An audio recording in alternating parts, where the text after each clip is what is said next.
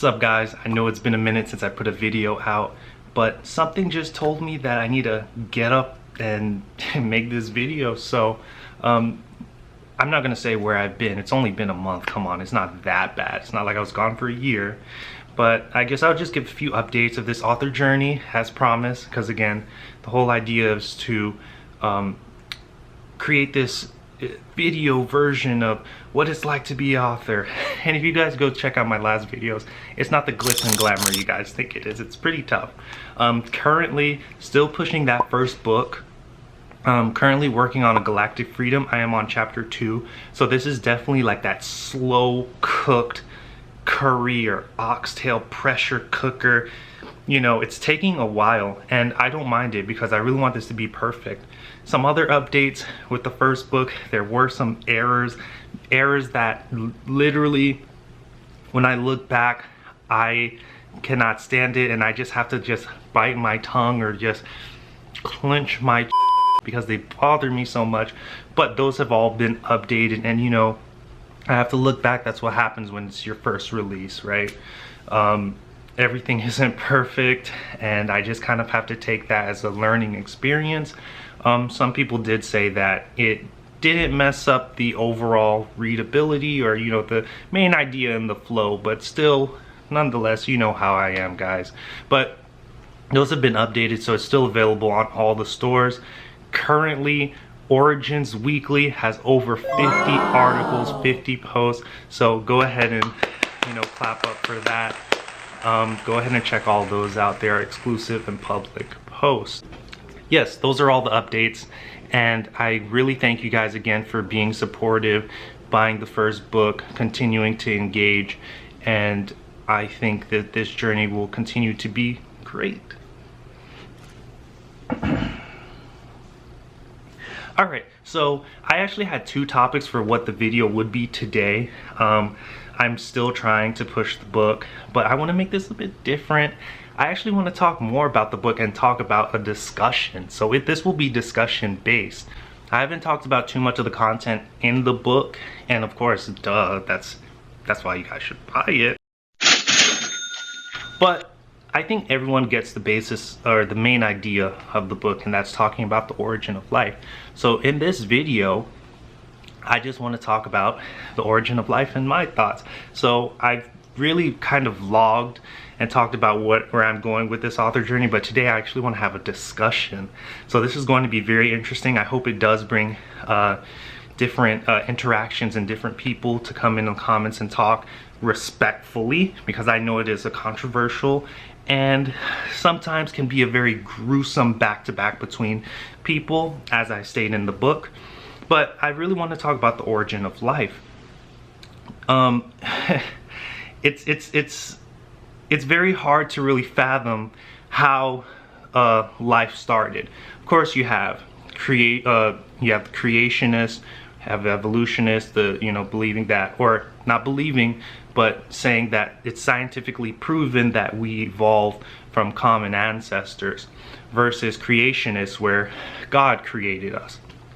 And most creationists think of a young earth, go by the Bible, religion, and things like that.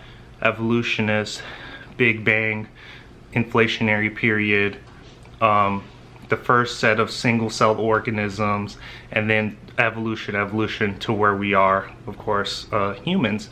Now, I think one thing that I do in the book is where I merge everything together, and a lot of people think that's insane. What do you mean?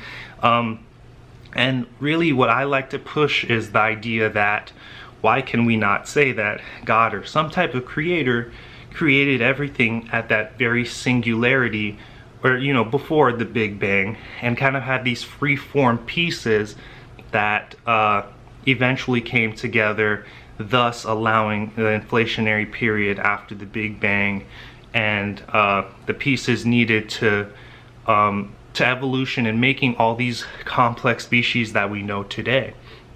And that's kind of like where the main issue is there, and I don't think a lot of people think about that. They just don't want to say God created, or, you know, any type of creator. You creationist, you're an idiot because you're a scientist, and there's proof of fossil records, there's proof of evolution, but there is no observable evidence of a God or a creator. And that is true. And you know, I do have rebuttal in that, and you guys can check it out in the book. But I do have examples in the book, and I hope that you guys can really see it. And that's, again, this is what kind of makes it hard, because I don't want to give away too much.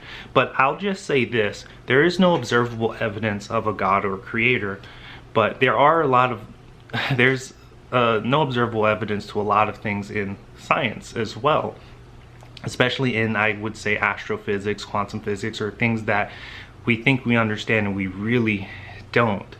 One of the things that I talk about is the Diondremompoint paradox, where science explains everything, but not everything is explained by science.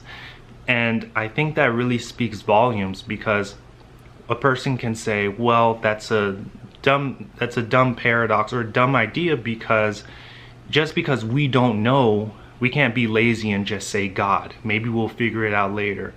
And that may be true, but there's just some things that I don't think we'll fully 100% grasp and have full evidence to. So again, as a scientist, I really do think that evolution did occur. I think the Big Bang did occur. But I think at some point before all of this, there had to have been some type of creator, overarching power that created this. Again, it doesn't have to be God. I personally believe in God, but it could be something. At least I'm, you know, it's kind of like being open-ended here.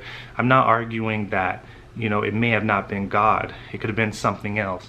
What I am arguing is that there has to be, or there is a possibility for there to be a higher power, and you guys will see that in the book.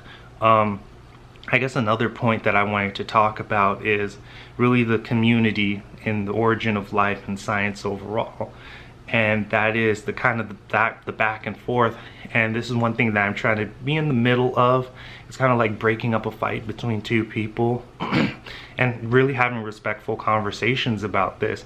I find it fun, and I find it, you know, thinking. You learn new stuff rather than going back and forth like on these Twitter posts that you see here. People may call me an idiot or not a real scientist, or, you know, some of your colleagues may be afraid to even express the idea of a creator within higher education or something, and that should not be the case. I really want to see that change, and, you know, if you guys are with that, please check out my website and, you know, check out the book. So overall, I don't know where I'm at with this video or the timing, but I really would want us to, you know, discuss this in a fair manner. So down below, just leave a comment. Let's create a discussion. Where do you think we came from? What's the origin of life, the true origin of life? And do you think that God, aliens, you know, Big Bang, evolution can all be compiled into one major idea? Let me know what you guys think down below, and I'll see you guys in the next vlog, I promise. All right, peace.